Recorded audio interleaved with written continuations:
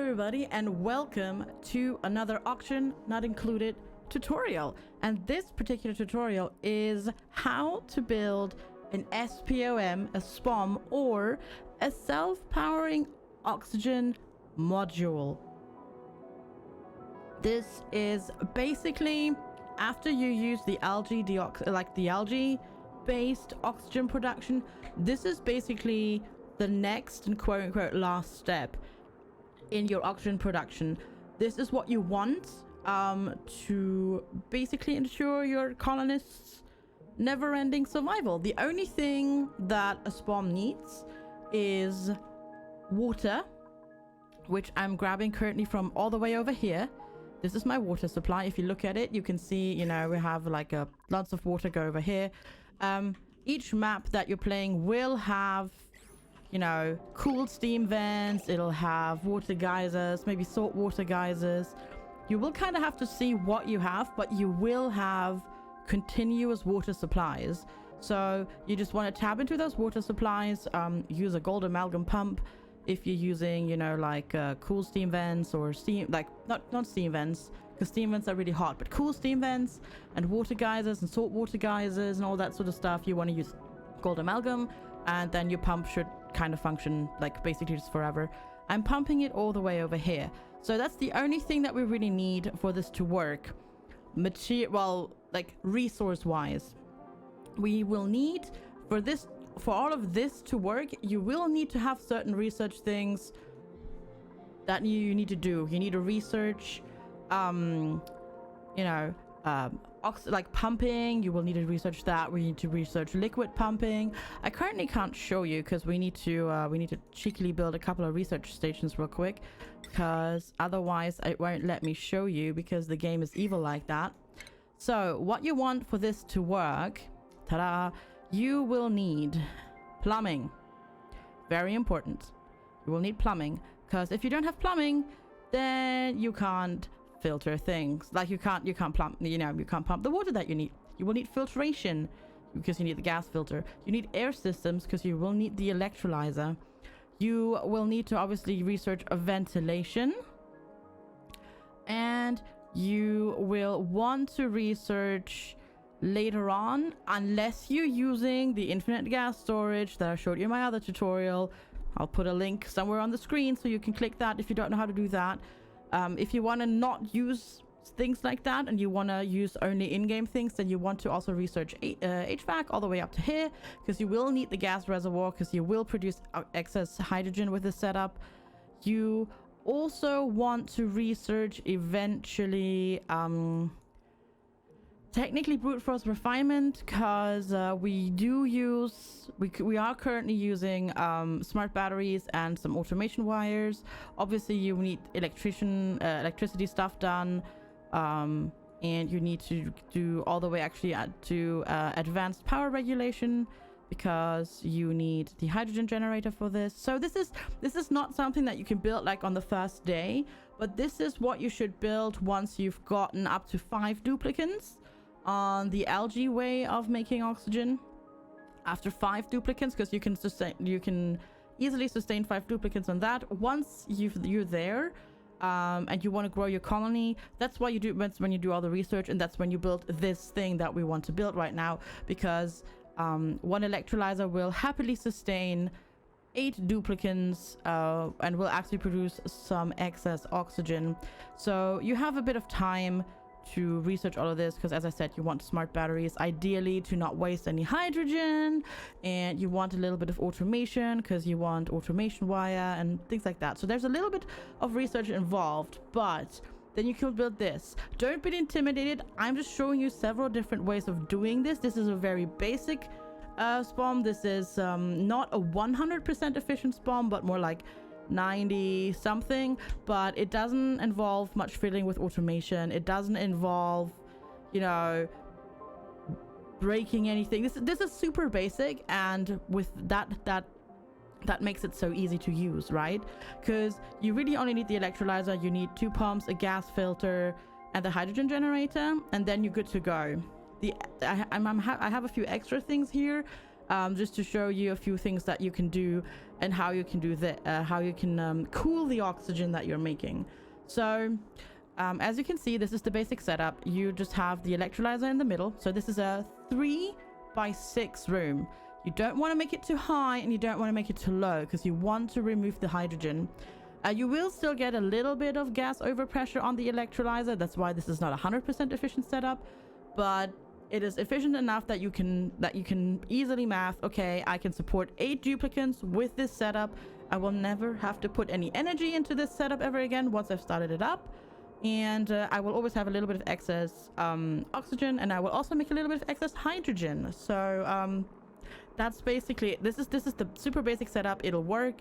Won't need fiddling, and it's just really easy to use. So you plonk an electrolyzer in the middle of the six wide room. You plonk a gas pump in the one corner, another gas pump in the other corner. Because this electrolyzer, if you look at the stats, oh, it doesn't tell you right now, but the stats, it uses water, and it will produce 1,000 grams of gas. It'll produce 888 grams of oxygen and 112 grams of hydrogen. And these numbers are really important. A duplicant uses 100 grams per second. This makes 800 grams per second, 888 grams per second of oxygen, really. So, you know, I can easily sustain 8 duplicants on this because they'll use 800 grams per second. These are basic duplicants. I'm not talking about mouth breathers. Mouth breathers use more. They will ruin the setup for you. Don't ever get mouth breathers. They're horrible. However, if you get people with diver's lungs, if you have 8 normal duplicants and then 1 on diver's lungs, you can support that because it's 8 times 100 plus 75, so 875 grams of oxygen. This makes 888. So you can easily sustain that. If you've got more diver's lungs, you can obviously sustain more duplicants because they all use less. So unfortunately, that trait is really rare, but technically it's possible. So math is important. Look at oxygen consumption of your dupes when you do the setup. But I mean, this is easily scalable. You can just set it up again and again and again if you need more oxygen for more duplicants, or just more hydrogen, or more oxygen for suits. Pretty easy. And the pipes will look a little bit confusing. So water, liquid pipe, you only need to put water in, that's it. Doesn't matter the temperature of the water, it just needs to be water. Doesn't matter if it's hot or cold water. I like using like water directly from like a geyser because it's hot, and it doesn't matter what temperature the water that you put in here is really.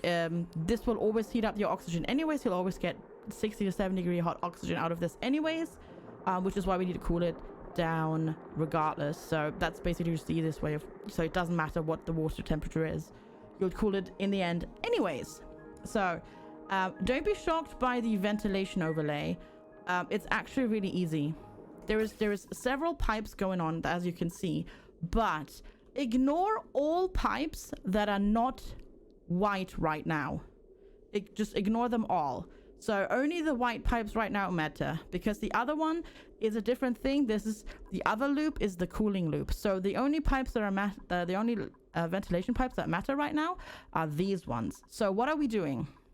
So each pump pumps 500 grams of gas, and Clay has fixed it now so that gases actually stack properly in the liquid pipes, in the gas pipes. You can now transport 1,000 grams of gas in the pipes. So 2 pumps, because we're making 1,000 grams of gas, it just goes right into the bridge and then goes up here. This one goes right into this bridge and then goes up here, and they meet here, where they meet the gas filter.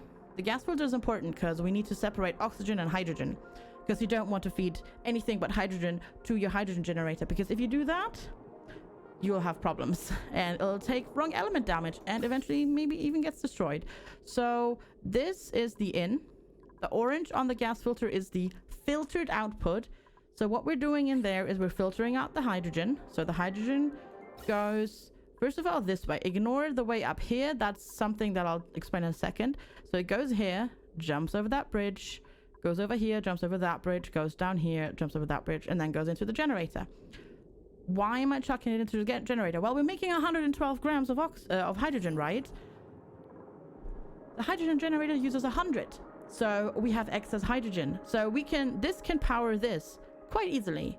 And then this in turn, so with gas, this can supply this with enough gas. So this can actually supply this with enough power, because if you look at the numbers, and the only numbers that are important are the ones that are connected by the blue wire.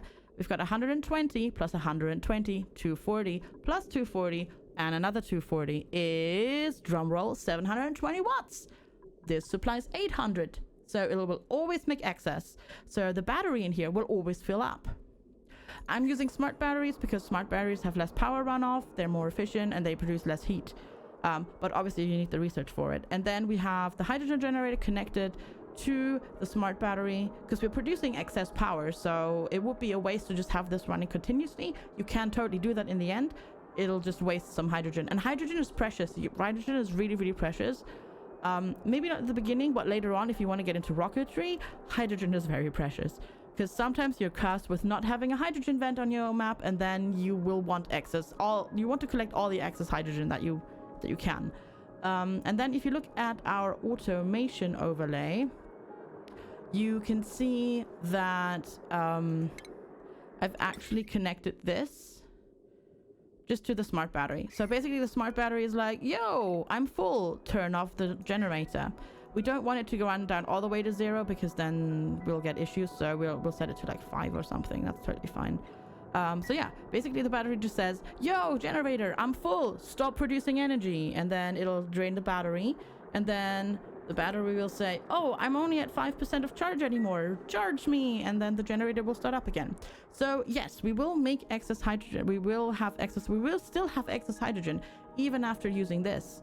We'll have 12 plus a little bit extra, actually. We'll have 12 grams per second, definitely, but we'll have a bit extra because, as I said, won't be running continuously, because we have those 80 watts of extra power that are going to go into the battery.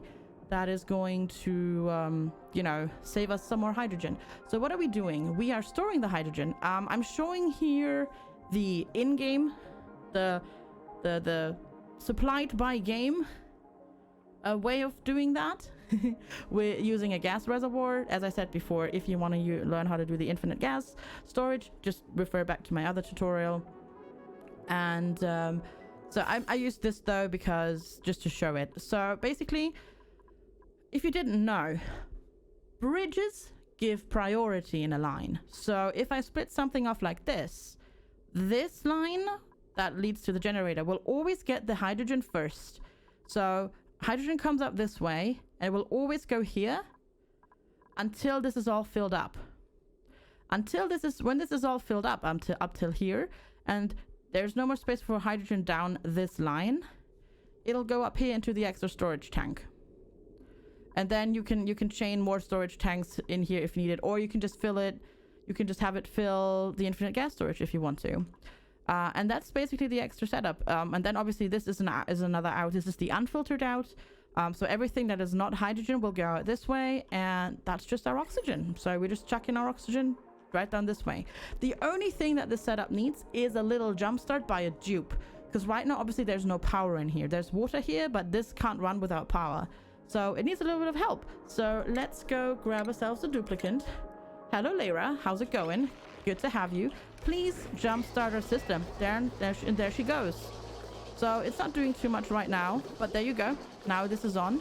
It currently says max gas pressure. And if you look at it now, it is starting to pump. I'm going to speed this up a little bit. You can see it's sorting. There is a little bit of carbon dioxide in there currently. So that carbon dioxide is just going through the system right now. Eventually it'll just be hydrogen and oxygen in there. But now you can see we're supplying the generator. It'll all go down this way first, because that's where we told them to go. The oxygen will go up this way. And yeah, currently it's because it's very overpressure in here. They're both we're getting a lot of stuff in here, but this will eventually sort itself out properly. And as I said, it won't be 100% efficient, the setup, but it'll be efficient enough that you can definitely supply all the duplicants, the eight duplicants very nicely on this. As you can see right now, the battery was charged. It's now discharging. Currently, the hydrogen generator is not doing anything because of that. but it's already supplied with more. We have it right here. So now it's pumping down again, supplying everything with power. The battery is recharging, as you can see, and the oxygen is just going here. And this will slowly start backing up. It's going to take quite a while for it to actually back up because of how that just works. But yeah, it's as you can see, it's slowly filling the battery. She's just helping right now. You don't need to do that. I can definitely, like, I can already disable this now if I want to. I can just tell her to deconstruct that, and we won't ever need this. So what is this? I haven't actually filled this loop, just to not confuse you.